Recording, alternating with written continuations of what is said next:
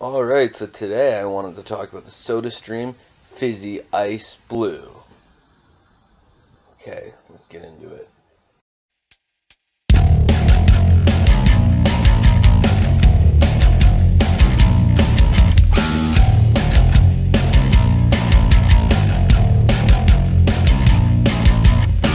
Before we talk about the negatives and the positives, though, I really wanted to mention just a few things in general, I guess, about my experience and the costs and stuff. So first of all, the cost is, I got my machine for $100 when it was regularly valued at, I think it was $140.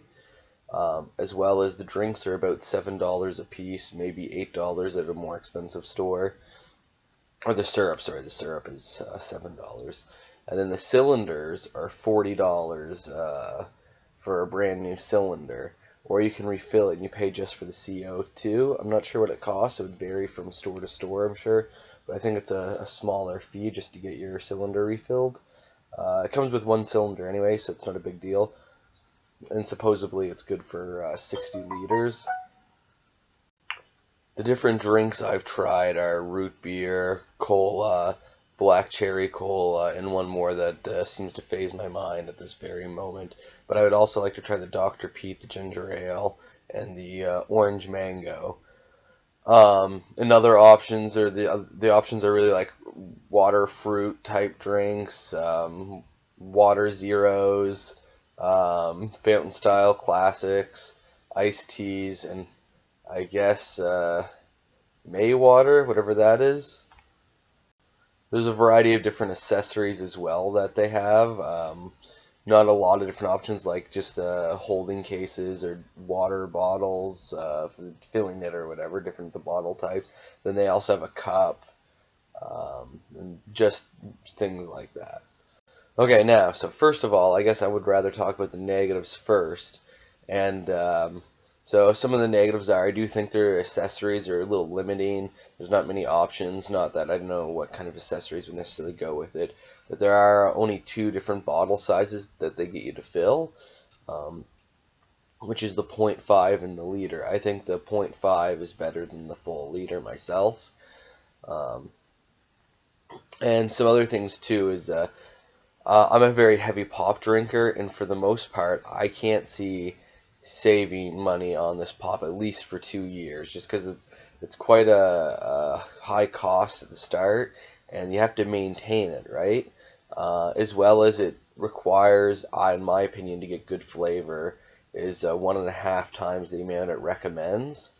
And also the fizz option, I always put more fizz than it says that its recommendation is too, because I don't find it fizzy enough.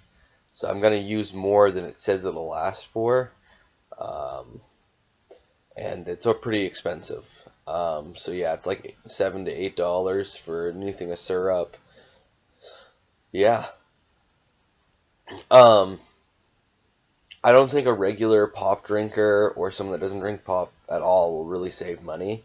If anything, it'll be a waste of money unless they really want this for the occasional thing.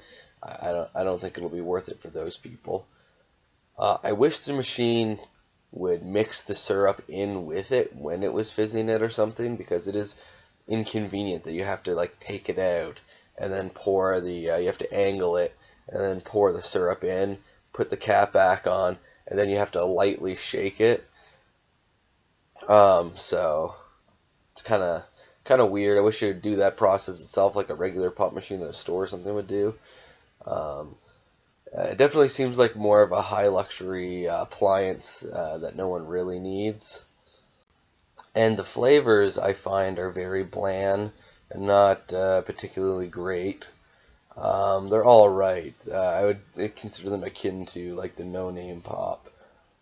Maybe if you try it and you think you like it better than the regular, it's all right. But I do find them less good. So now for the positives. So the positives are like it requires no electricity, so that's really good. So it's mobile. You can take it anywhere you want because it's fairly small, and since it doesn't require electricity, you can take it virtually anywhere. I mean, I wouldn't suggest somewhere super wet, but I don't think that would affect the function of it either. Um, Apparently, Pepsi is buying them out next year, in 2019. I couldn't find any information to really confirm that, but I did find a few articles about that, so I'd be interested to see if they would intend to bring their syrup over. They bring their their classic flavors, which I think would be really, really yummy. Because I really enjoy Pepsi. Pepsi's the flavor I prefer. Um, and it makes a really great party thing to bring the Sodastream to parties and stuff. Even though most people don't think the taste is as great as regular pop, they'll love just to play around with it and try it, to mix different things, to try the different amounts of syrup, and to try the different levels of carbonation. And that leads into the other good point. It's really fun to use. So it is fun. I mean, I know I did complain earlier about the process being unnecessary, which I do think that, but it still is fun to do. And also, it seems like the thing would be environmentally friendly. I think on the video for SodaStream, they say that it saves 2,000 bottles a day per owner or something like that, or 2,000 bottles a year, not a day. And I would have to say it probably does save a decent amount of bottles. So, in conclusion, I guess I would say I don't think this is something that most people will want to purchase, to be honest.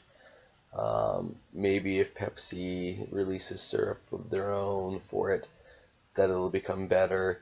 Or, something I don't know about, maybe if you somehow acquire Pepsi or Coke syrup now, because I know there's a way you can do it, buy it from the vendors or whatever, then maybe try mixing it in like that with the big bags.